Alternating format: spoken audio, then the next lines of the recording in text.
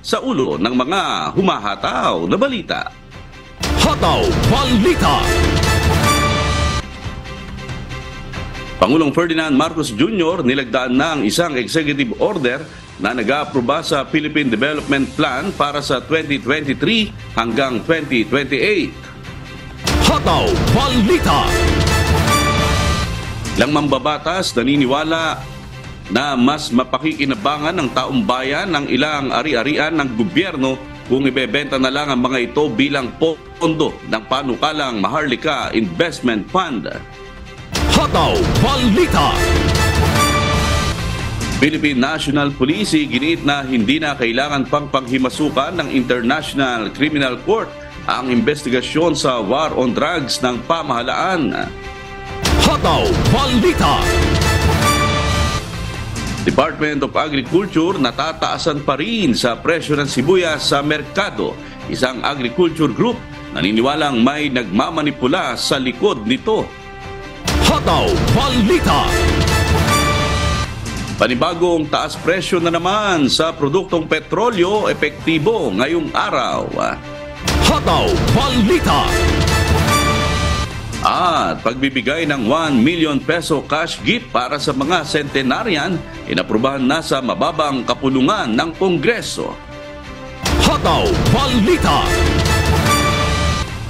Una sa ating mga humahataw na balita, nilagdaan na po ni Pangulong Ferdinand Marcos Jr. ang isang executive order na nag-aaproba sa Philippine Development Plan o PDP para sa 2023 hanggang 2028. Nakapalob dito ang mga hakbang ng pamahalaan tungo sa pagbangon ng ekonomiya at kung papaano re-resolbahin ang ilang problemang nararanasan ng bansa. Target ng PDP na panatilihin ang antas ng paglago ng ekonomiya sa 6 hanggang 7% sa taong 2023, 6.5 hanggang 8% sa 2024. Maibaba ang unemployment rate sa 4 hanggang 5% pagdating ng taong 2028. Pati na ang poverty incidence mula 8 hanggang 9%. Ayon kay Pangulong Marcos Jr., higit sa numero at istatistika, mas malaking hamon sa pamahalaan kung papaano maiaangat ang buhay ng isang Pilipino. Pakinggan po natin si Pangulong Ferdinand Bongbong Marcos Jr.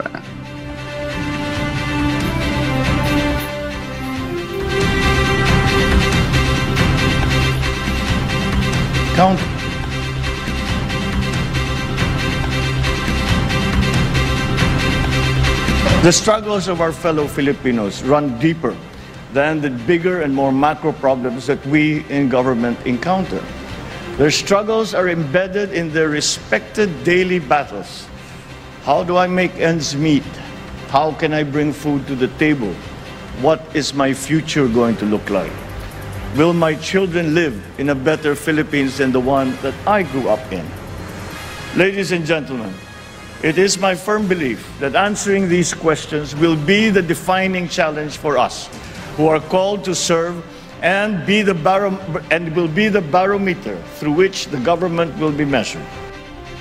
Kahapon, sinimulan na ng National Economic Development Authority o NEDA ang pagtalakay sa mga nilalaman ng PDP plan sa mga ahensya ng pamahalaan. Nananawagan naman si PBBM ng pakikipagtulungan ng lahat upang makamit ang layunin ng nabuong development plan. Hataw Balita. Naniniwala ang ilang mambabatas na mas mapakikinabangan ng taong bayan ng ilang ari-arian ng gobyerno kung ibebenta na lang ang mga ito.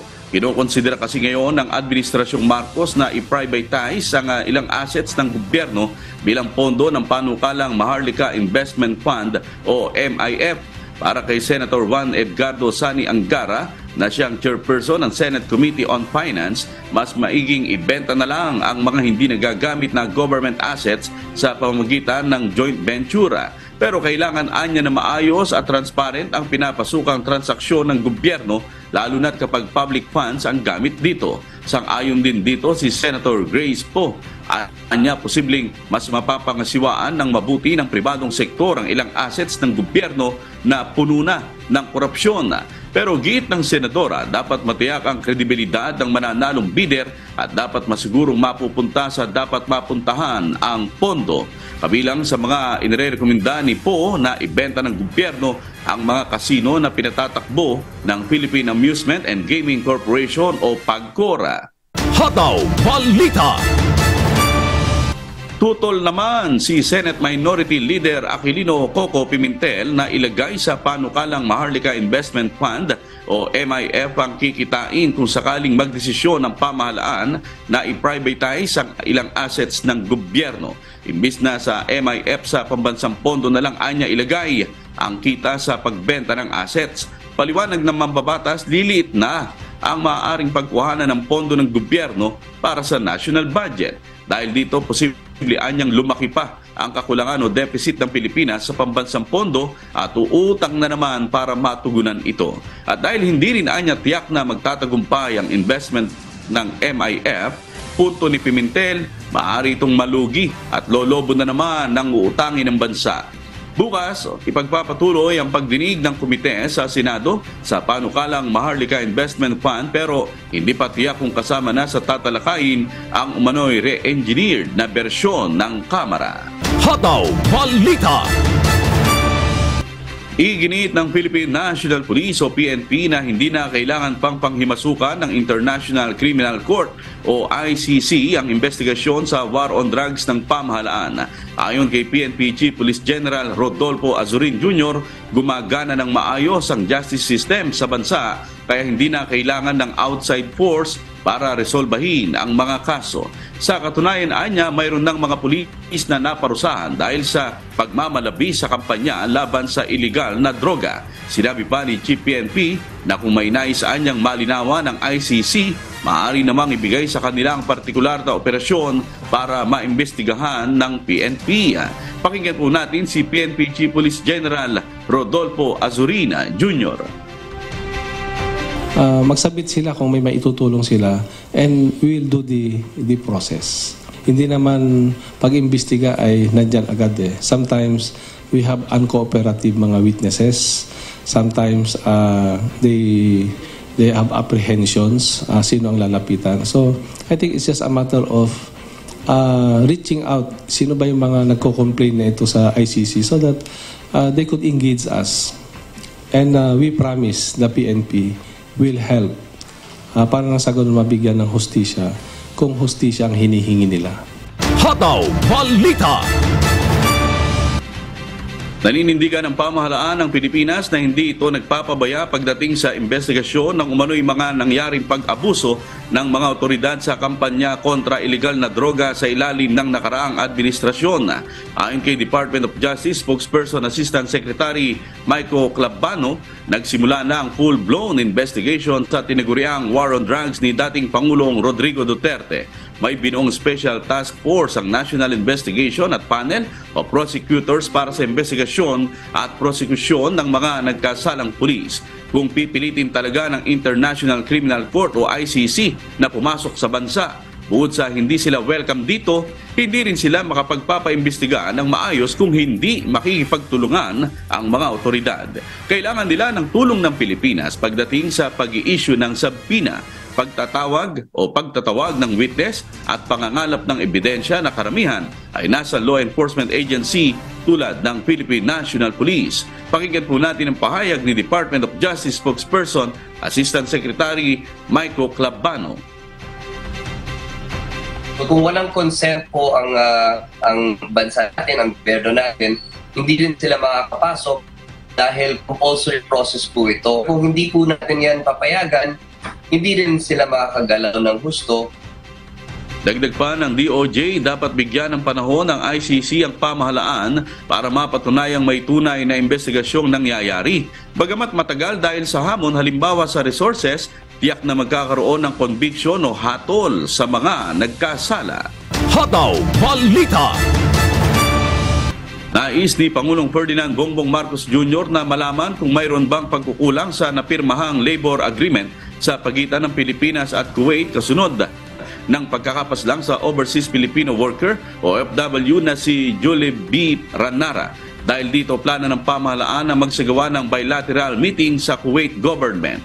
Araw ng Lunes, January 30, personal na bumisita sa burol ni Ranara sa Las Piñas City ang Pangulo at nagpaabot ng pakikiramay sa nagluluksang pamilya. Nangako rin itong tutulungan ng mga naiwang kaanak ng OFW, kabilang na ang pagbibigay ng scholarship sa mga anak nito. Hataw Balita. Naniniwala ang isang mambabatas na dapat humingi ng paumanhin ng gobyerno ng Kuwait sa Pilipinas kasunod ng pagpatay sa Overseas Filipino Worker o OFW na si Jolie B. Ranara. Ito'y matapos kondinahin ng Minister of Foreign Affairs of Kuwait na si Sheikh Salim Abdullah Al-Jaber Al-Saba ang pamamaslaan kay Ranara. Ayon kay Senator Rafi Tulfo na siyang chairperson ng Senate Committee on Migrant Workers, hindi sapat ang pagkondena sa anyay ilang beses na insidente na pagpatay sa mga OFW sa Kuwait. Muli ring nanawagan ng senador na magkaroon na muna ng deployment ban sa mga domestic helper na unang beses pa lamang pupuntang Kuwait. Pakinggan po natin si Senator Rafi Tulfo.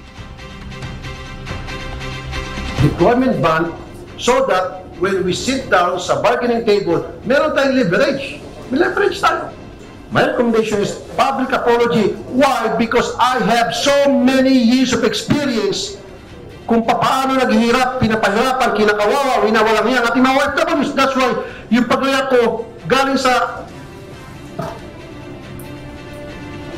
I'm being emotional. I'm very sorry.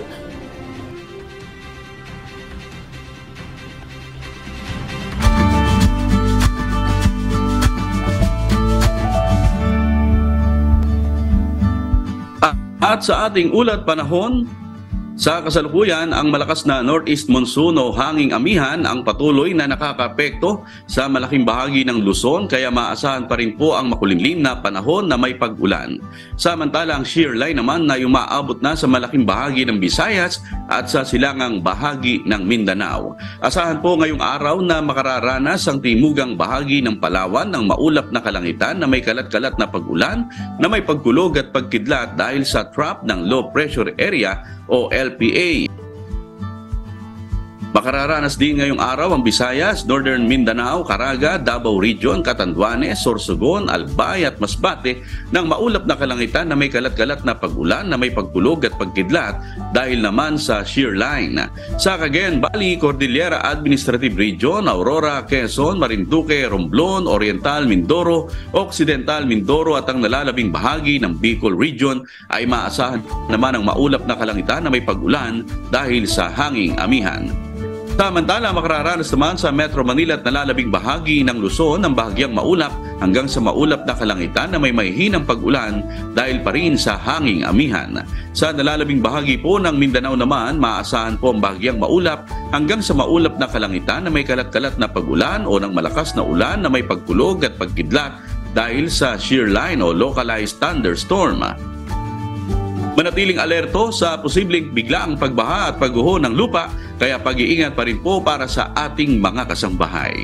Ang agwat ng temperatura para po sa Lawag ay maglalaro mula 22 hanggang 31 degrees Celsius, sa Tugigaraw mula 19 hanggang 24 degrees Celsius, sa Baguio City naman mula 13 to 23 degrees Celsius, sa Metro Manila ay 23 to 31 degrees Celsius, sa Tagaytay mula 21 to 28 degrees Celsius at sa Legazpi City mula 23 hanggang 30 degrees Celsius. Sa Puerto Princesa naman, asahan po natin na maglalaro ang temperatura mula 24 to 30 degrees Celsius, sa Tacloban 24 to 29 degrees Celsius, 24 to 30 sa Cagayan de Oro area, sa Cebu 24 to 30 degrees Celsius, sa Iloilo 24 to 30 degrees Celsius, 24 to 30 sa Davao City area at sa Zamboanga mula 24 hanggang 32 degrees Celsius.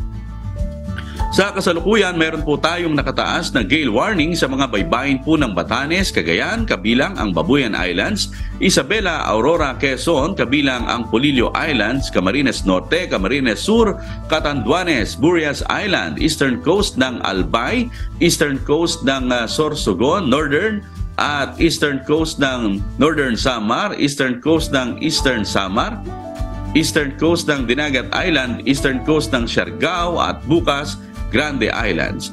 Gawin din po ang sitwasyon sa mga baybay ng Ilocos Norte, Ilocos Sur, La Union, Pangasinan, Zambales, Bataan, Cavite, Batangas, Occidental Mindoro, kabilang na ang Lubang Island, Oriental Mindoro, Marinduque, Romblon, Palawan, kabilang na ang Cuyo at Kalayaan Islands, Antique, Caluyo.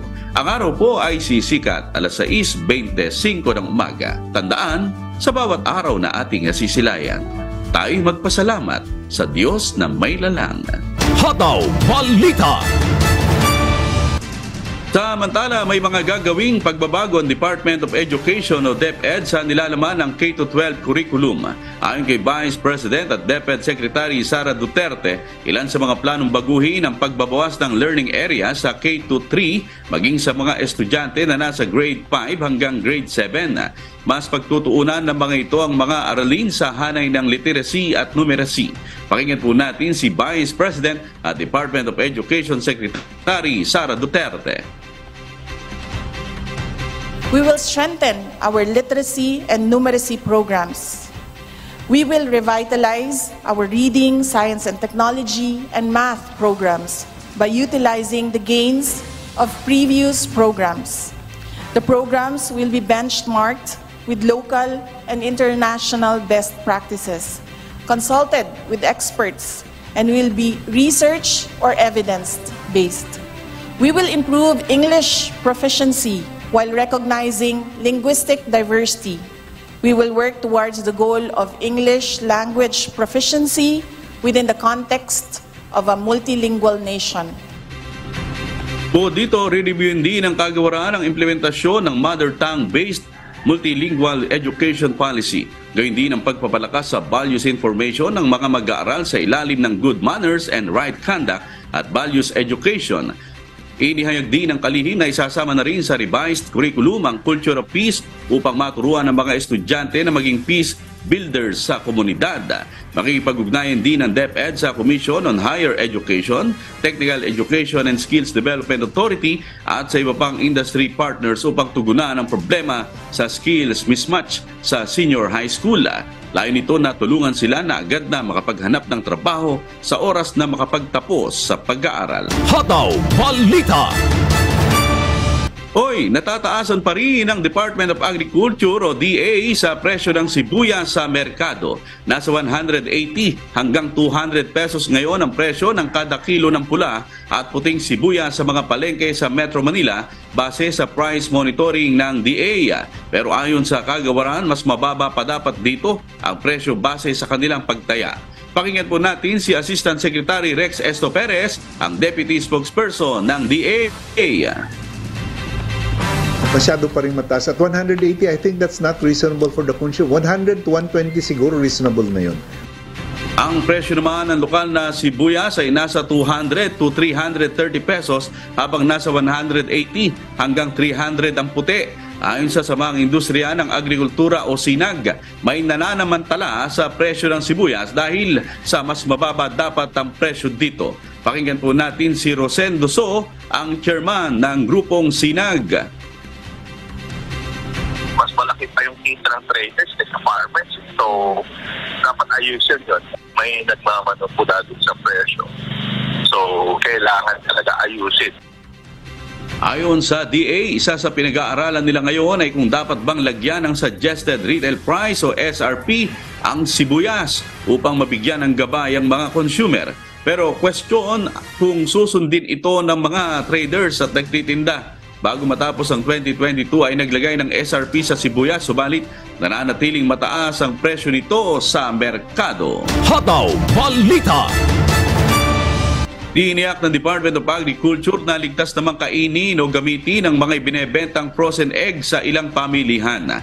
Ayon sa Philippine Egg Board Association o PEBA, ang mga frozen egg ay mga pinagsama-samang itlog na nabasag mula pa lang sa poultry. Matagal na nila itong ibinebenta na kadalasang binibili ng mga panederya at mga gumagawa ng leche plan o kakanin. Paliwanag pa ni PEBA Chairman Gregorio San Diego, sinisiguro naman nilang malinis ang frozen egg na magagamit sa pagluluto. Pakinggan po natin si PEBA Chairman Gregorio San Diego. Yung mga nabasag na itlog na immediately naman may tao doon, na tatanggalin na yung sa shell at ilalagay sa plastic bag. Pagkatapos yan, ilalagay sa freezer. Ayon naman sa Department of Agriculture, sa tagal na itong ginagawa, wala pa namang naiulat na taong naapektuhan ng kontaminasyon dahil sa pagkonsumo ng frozen egg. Paliwanag ni Deputy Spokesperson Assistant Secretary Rex Esto Perez, dapat lang siguraduhin na hindi lumabas ang laman ng itlog sa tray o nahaluan ng shell na posibleng pagmulan ng kontaminasyon. Pakinggan po natin si Assistant Secretary Rex Esto Perez. Wala namang problema doon. Kasi pagdating naman doon sa poultry, pag may mga cracked yung eggs, instead naman, total babasagin nilang naman yan, doon na mismo iniwala, nilagay sa mga plastic bags yun na safe naman, malinis. 55 pesos ang isang kilo ng frozen egg, katumbas ito ng 220 pesos ng isang tray ng maliliit na itlog. Kaya 165 pesos ang matitipid ng mga consumer kung bibili sila ng frozen egg kaysa sa regular na itlog. Hataw Balita. May nakamba pa rin taas presyo sa liquefied petroleum gas o LPG. Umabot na sa 9 pesos and 50 centavos ang itinaas sa contract price ng LPG sa world market. Katumbas ito ng 104 pesos and 50 centavos kada 11 kilong tangke. Ngayong araw, inaasahan na iaanunsyo ang taas presyo sa LPG at magiging epektibo bukas, February 1. Hataw Balita. Panibagong taas presyo na naman po sa produktong petrolyo ang bubungad sa mga motorista. Epektibo ngayong araw ang ikatlong linggong oil price hike ng mga kumpanya ng langis. 1 peso ang magiging taas presyo ng kada litro ng diesel, habang 1 peso and 30 centavos sa kada litro ng gasolina at 1 peso and 35 centavos naman sa kada litro ng kerosene. Ang dahilan ng panibagong taas presyo sa langis ay bunsod ng pagtaas pa rin ng konsumo ng langis ng China dahil sa muling pagbubukas ng ekonomiya ng bansa sa kabila ng mataas na kaso ng COVID-19. Hataw Balita. Inaprubahan na sa mababang kapulungan ng Kongreso ang House Bill No. 10647 o ang Granting Additional Benefits to Filipino Centenarians and Recognizing Octogenarians and Non-Wagenarians. Sa ilalim ng panukala, lahat ng Pilipinong centenarian o mga nakaabot na sa 101 years old ay makatatanggap ng cash gift katumbas ng 1 million pesos sa kanilang kaarawan. Lahat din ng mga Pilipinong aabot sa 80, 85, 90 at 95 years old ay makatatanggap naman ng 25,000 pesos. Layong amyendahan ng House Bill 10647 ang Republic Act No. 10868 o ang Centenarians Act of 2016 kung saan makatatanggap ng 100,000 pesos cash incentive ang mga Pilipinong aabot sa 100 years old. Hataw Balita. Oras, 27 minuto, makalipas po ang ika-5 ng umaga at sa pagpapatuloy ng Hataw Balita Pilipinas. Good news po sa ating mga kasangbahay na pet lovers dahil simula bukas pwede na pong isakay sa LRT2 ang maliliit na pusa at aso. Si Mac Cordoba, humahataw. Hataw Balita. Pwede nang isama ng mga fur parent ang kanilang mga fur baby sa kanilang lakad sakay ng Light Rail Transit o LRT2. Inanunsyo ng Light Rail Transit Authority o LRTA na simula bukas, February 1, pwede nang isakay ng mga pasahero ang kanilang mga alagang aso at pusa sa loob ng tren. Kabilang sa mga panuntunan ng LRTA sa mga fur parents, isang maliit na pusa o aso lang kada isang pasahero ang maaaring isakay ng walang bayad. Dapat nasa loob ng isang lalagyan ng alaga at hindi dapat lumagpas sa 2 feet by 2 feet ang laki ng lalagyan. Dapat ikandong o ilagay sa paanan ng pasahero ang kanyang alaga dahil hindi ito maaaring maokupa ng isang ekstrang upuan. Bawal ang pagdadala ng stroller. Dapat may suot-suot na diaper ang fur baby. Isa sa ilalim muna sa inspeksyon ang alaga kung saan kailangang maipresenta ng may-ari ang vaccination card nito bago payagang isakay. Papayagan lamang ang may-ari at fur baby nito na makasakay sa hulihang coach ng tren at mahigpit na ipinagbabawal ang pagpapakain. Ayon sa LRTA, mariin nilang tatanggihan ang pagpapasakay ng pusa o aso kung ito ay agresibo. maingay at kung ito ay maaaring magdulot ng panganib sa ibang mga pasahero. Sakaling makapagdulot ng pinsala o injury ang alaga, responsibilidad ng may-ari ang pagbabayad ng danyos. Diyos ang aming sandigan, serbisyo publiko ang aming pinahalagahan. Mac Cordova, humahataw!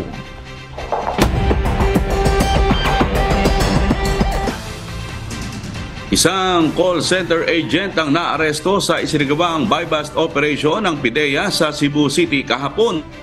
Si Edmond Hisola, humahataw. Hataw Balita.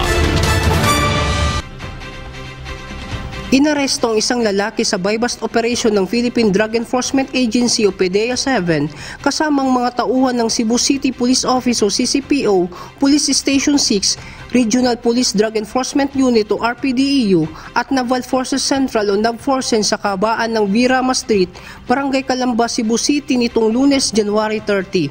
Kinilalang suspect na si Earl Christian Binoya, 43 anyos, isang call center agent.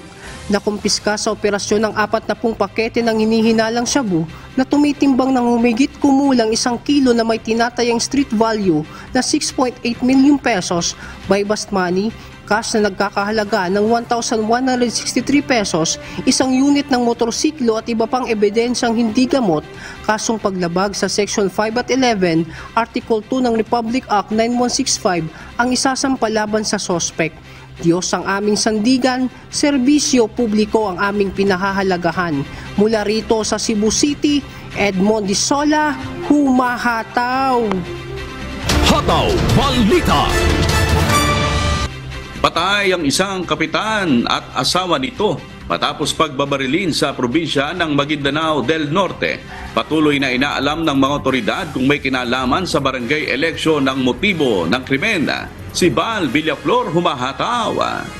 Hataw Balita. Tumabingi at natumbahan pa ng poste ang sinasakyan ng kapitan ng Barangay Parang matapos pagbabarili ng mga hindi pa nakikilalang salarin sa Barangay Sarmiento, Parang, Maguindanao del Norte hapon nitong Lunes, January 30. Kumpirmadong nasawi si Barangay Chairman Abubakar Abdul at misis nito na si Baisa Abdul. Ayon kay Parang Municipal Police Chief Christopher Kabungwang, sakay ng Toyota Hilux ang mag-asawa ng tambangan ng mga sospek. Na-recover sa lugar ang 5 basyo ng kalibre 45 na baril. Patuloy ang investigasyon ng mga otoridad sa pagkakakilanlan ng mga sospek upang matukoy kung election-related ang motibo ng krimen. Diyos ang aming sandigan, serbisyo publiko ang aming pinahahalagahan. Mula rito sa Zamboanga, Sibugay, Val Villaflor, humahataw. Hataw Balita. Inaasikaso na ng mga abogado ng Cebu City Hall ang kasong nepotismo na inihain laban kay Mayor Michael Rama. Si Edmond Hisola, humahataw. Hataw Balita. Sinabi ni Attorney Colin Russell, Executive Secretary ni Cebu City Mayor Michael Rama sa isang flag raising ceremony sa City Hall nitong Lunes, January 30, na hindi dapat ikabahalang kasong nepotismo na isinampa laban sa alkalde dahil hinahawakan na ng grupo ng mga abogado ang kasong ito. Nagsalita si Russell sa ngalan ni Mayor Rama dahil hindi pa ito nakabalik sa kanyang opisina matapos nitong mag-leave mula sa trabaho niya sa City Hall simula noong Martes, January 24. Isang concerned citizen na si Jonel Saceda ang nagdemanda kay Rama sa harap ng Anti-Graft Office ng Office of the Ombudsman nitong Martes, January 24 dahil sa umano'y nepotism, grave misconduct at graft and corruption matapos kunin ni Mayor Rama ang 2 kapatid ng kanyang asawa para magtrabaho sa Cebu City Government. Inaasikaso at tinitingnan na niya ng mga abogado ang mga akusasyon sa isinampang kaso ni Saceda. Unya kining butanga sa dili angay nga ikabalaka kung nga lang sa pangagamhanan tungod kay naamantay daghan nga mga abogado giatiman na ni siyang butanga og moisyuha sa ato ang mga abogado. Dili lang sa sod sa City Hall, apil na ang mga kauban natong abogado nga naa sa gawas ug uban pa nga mga dumadapig. Diyos ang aming sandigan, serbisyo publiko ang aming pinahahalagahan. Mula rito sa Cebu City, Edmond Disola, humahataw. Hataw Balita. Natagpuang palutang-lutang ang bangkay ng isang lalaki sa karagatan ng Matnog, Sorsogon. Si Ryan Salatandol humahataw. Hataw Balita. Isang bangkay ang natagpuang palutang-lutang sa City Huwag, Barangay Kalintaan sa bayan ng Matnog sa Sorsogon. Tanghali nitong Lunes, January 30, pasado alas 12:30 ng hapon nang makuha ng Philippine Coast Guard o PCG at Matnog Municipal Disaster Risk Reduction and Management Office o MDRRMO ang naturang bangkay. Ayon sa ulat ng kanyang kapatid sa pulis, Enero 28 pa nang simulang mawala ang biktima na kinilalang si Jerry F. Kanda na residente ng Cogon, Bulusan, Sorsogon. So nangyari dito daw, sabi ng na kapatid niya kanina, na nawawala daw to simula nung Saturday ng madaling araw. Umalis daw to sa bahay nila ng alas 2 ng madaling araw para mangisda doon sa Bulusan. So may kasama itong dalawang lalaki, pangatlo siya. So bali napahiwala ito at nung napansin nung dalawa na kasama niya, hindi na siya makita. So yun nga, ngayon nasa siya ngayon dito sa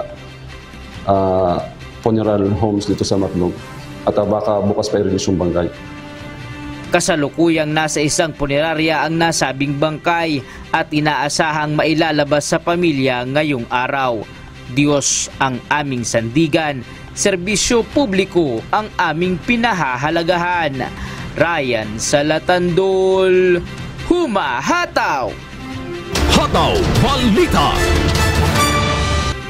Nananatiling pahirapan ang pag-akyat ng mga rescuer sa Barangay Dicaruyan, DB Lacan, Isabela, kung saan sinasabing nakita ang Cessna 206 bago ito mawala noong Martes. Kaya naman susubukan ng rescue team na itawid sa dagat ang karagdagang rescuer na dadalhin sa lugar upang makatulong sa paghahanap. Si Ryan Lacanlale, humahataw. Hataw Balita. Hindi nawawala ng pag-asa ang mga rescuer na naghahanap sa Cessna 206 plane na nawala mula pa noong nakaraang Martes. Bagamat pahirapan ang pag-akyat sa lugar kung saan sinasabing huling nakita ang eroplano, ayon sa Provincial Disaster Risk Reduction and Management Office ng Isabela, hindi biro ang pag-akyat sa lugar dahil 5 araw ang lalakarin bago ito marating. Pangunahing kalaban ay ang weather condition at terrain. Dahil mahirap marating ang lugar mula sa Debelacan Road, susubukan ngayon ng itawid ng dagat ang susunod na batch ng rescuer. Hopefully within the day, malaman namin or early tomorrow kung pwedeng magpadala ng tao by sea. Kung po pwede yung payagan ng Coast Guard na lumayag yung mga boats papuntang Debelacan. Mula Apari sasakay ng bangka papuntang Debelacan Road, saka aakyat ng bundok papunta sa lugar. Subalit hindi pa rin sila sigurado kung gaano kalayo ang lalakarin. Samantala, Huwebes pa nang huling makalipad ang chopper ng Air Force dahil sa sama ng panahon. Thursday, nagkaroon ng window, pumunta yung 2 helicopters doon. Nakaabot naman sila, but they could only scan half of the search area because the other half natatakpan ng ulap. So hindi nila makita yung lupa. Nandun yung target. Nandun sa natatakpang bahagi ng search area. Sa ngayon ay nasa 142 na ang kabuuang bilang ng rescuer sa lugar mula sa Army, PNP, BFP at iba pang mga rescue group. Kung bumuti na ang panahon at papayagan ng PCG ang pagtawid sa dagat, 62 rescuer ang karagdagang ipapadala sa lugar. Diyos ang aming sandigan, serbisyo publiko ang aming pinahahalagahan. Brian Lacanlale, humahataw. Hataw Balita. Mahigit 560 patients mula sa Siargao ang nakatanggap ng libreng serbisyo sa isinagawang Bagtik Medical Mission na pinasimula nitong January 26. Dinaluhan ito ng iba't ibang mga doctors and surgeons mula sa Manila, Cebu at Singapore. Ito ang pinakamalaking medical service activity na isinagawa sa isla mula nang masalanta ito ng bagyong Odette noong 2021. Sa kabuang bilang ng mga naoperahan, 159 sa mga ito ang considered major, 283 ang minor, habang 124 naman nag-cataract related. May libre ring operasyon sa goiter, ovarian cyst, myoma, hemorrhoids at iba pang mga medical concerns. Nagpasalamat naman si Surigao del Norte 1st District Representative Francisco Jose Matugas sa mga nakiisa tumulong sa programa at nangakong susuportahan pa rin ng kanilang gobyerno ang mga residenteng sumailalim sa operasyon. Hataw Balita. Buwis buhay kung ituring ang kalagayan ng mga residente, estudyante at guro sa liblib na lugar ng bayan ng Uson, Masbate dahil tanging kable na lamang na natira sa nasirang hanging bridge ang kanilang pinagtyatsagaang gamitin upang makatawid sa ibabaw ng dinaraanan ng flash flood sa Malbug Rivera. Si Jerry Galicia humahataw. Hataw Balita. Nakararanas pa rin ng walang tigil na pag-ulan ang lalawigan ng Masbate, bunsod ng sama ng panahon. Kapag malakas ang pag-ulan, umaapaw ang tubig ba sa Malbug River, dahilan para ma-isolate ang mga residente sa Barangay Bonifacio. Buwis buhay ang mga residente sa tuwing tumatawid sa kable sa ibabaw na rumaragas ang tubig sa nasabing ilog. Nitong nakaraang linggo, sa naranasang walang tigil na pag-ulan, kailangan maghintay ng mga estudyante, guro at mga residente na humupa ang flash flood sa ilog para lang makatawid. Gaya na lamang ng magulang at residente na si Rosalie Dabadap na nakaranas ng tumawid sa kable kahit na ito'y lubhang delikado. Lalo na ngayong 4 sa 6 niyang mga anak ay dito dumaraan para lamang makapasok sa kanilang eskwelahan. Hindi niya maiiwasan ng mga basa sitwasyon ng mga anak. Kasi nahirapan kaming tumawid kasi pag tumaas yung tubig, delikado. Wala naman kaming madadaanan doon. Matagal na ang ganitong sitwasyon ng mga residente simula nang masira ng malakas na bagyo ang nasabing hanging bridge na tanging mga kable na lang ang natira. Apektado ang mga residente, mag-aaral at mga guro sa mga eskwelahan ng San Ramon National High School, Bonifacio at Ilihan Elementary School sa tuwing malakas ang pagragasa ng tubig baha kapag may sama ng panahon. Panawagan ng mga residente na masolusyonan na ang matagal na nilang mapangalan na kalagayan sa Barangay Bonifacio. Diyos ang aming sandigan, serbisyo publiko ang aming pinahahalagahan. Mula rito sa Masbate, Jerry Galicia, humahataw. Hataw Balita.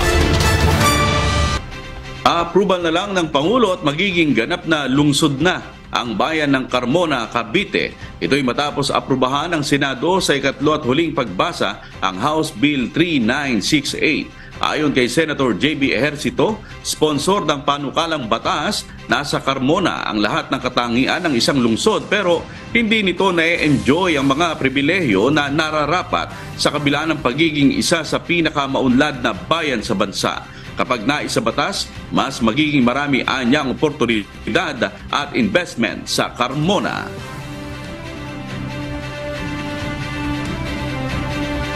Hataw Balita.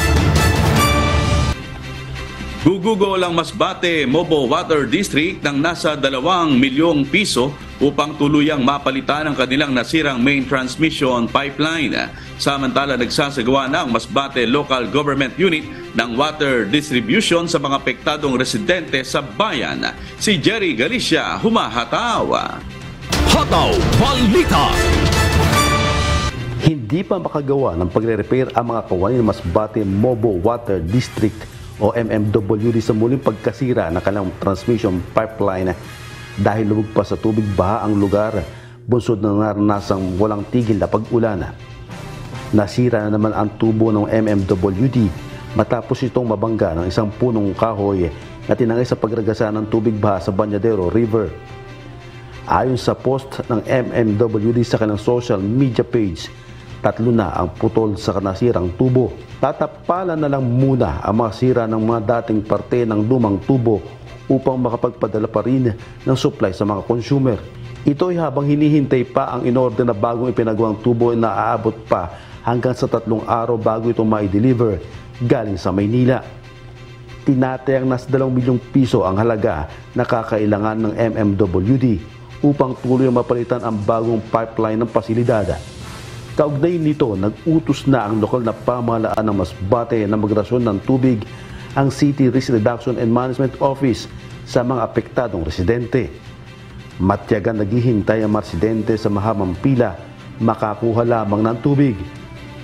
Maging ang Bureau of Fire Protection ay tumutulong na rin sa pagdedeliver ng tubig sa mga apektadong lugar. 4 na araw na nagdi-deliver ang CDRRMO at VFP sa 9 na barangay na nasa poblasyon area ng lungsod. Diyos ang aming sandigan, serbisyo publiko ang aming pinahahalagahan. Mula rito sa Masbate, Jerry Galicia, humahataw. Hataw Balita. Oy, naniniwala ang 49% ng mga Pilipino na gaganda ang kalidad ng kanilang buhay sa 2023. Batay ito sa survey ng Social Weather Stations o SWS noong December 10 hanggang December 14, 2022 sa 1,200 na mga respondents. 37% naman ang nagsabing walang magbabago sa kalidad ng kanilang buhay ngayong taon. 5% ang nagsabing mas lalala ang kanilang sitwasyon at 8% ang hindi nagbigay ng tugon. Ang Net Personal Optimism Score ng nasabing survey ay positive 44. Ayon sa WS, mas mataas na 4 na puntos ang December 2022 survey kumpara sa positive 40 na Net Personal Optimism Score noong October 2022. Pinakamataas din ito mula noong pre-pandemic period noong December 2019. Hataw Balita. At mamayang gabi po, day 2 po tayo sa nagpapatuloy na mass indoctrination ng MCGI, alas 7 po ng gabi, Philippine Standard Time sa official MCGI social media accounts. Kabilang po ang MCGI channel, ang official YouTube channel ng Members Church of God International. Patuloy rin po namin kayong inaanyayahan na makiisa sa Global Prayer for Humanity tuwing Lunes hanggang Biyernes alas 9:30 ng gabi. Ito po ay naka-stream ng live sa lahat ng MCGI social media accounts. Ang Global Prayer for Humanity ay bukas po sa lahat, anuman ang inyong relihiyon o lahi. Mga kasangbahay, kung meron po kayong balitang hindi ninyo napanood o kaya ay may nais kayong muling panoorin sa Hataw Balita Pilipinas, bisitahin lamang po ang aming mga official social media account. I-like at i-follow ang UNTV News and Rescue Facebook account at i-click ang subscribe button sa UNTV News and Rescue YouTube channel. Mapapanood nyo rin po rito ang iba pang news programs ng UNTV, pati na ang iba pang videos na nag-iisang public service channel. Kaya subscribe, like, and share. At narito naman ang ilan sa mga isyung dapat abangan mamaya sa GMK News.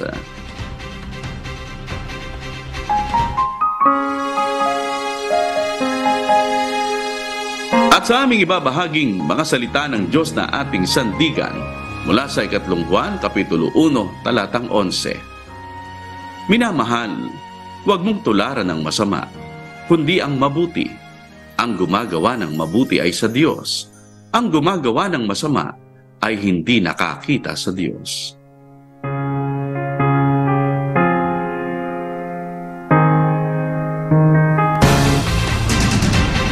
At yan po ang mga humahataw na balita ngayong umaga ng Martes, ika-31 sa buwan ng Enero 2023. Sa ngalan po ng lahat ng bumubuo ng UNTV News and Rescue at ng UNTV Radyo La Verdad 1350 ng ating mga correspondent mula Luzon, Visayas at Mindanao. Ako po ang inyong amigo, Sherwin Kulubong, at dito sa UNTV at UNTV Radyo La Verdad 1350. Diyos ang aming sandigan, serbisyo publiko ang aming pinahahalagahan.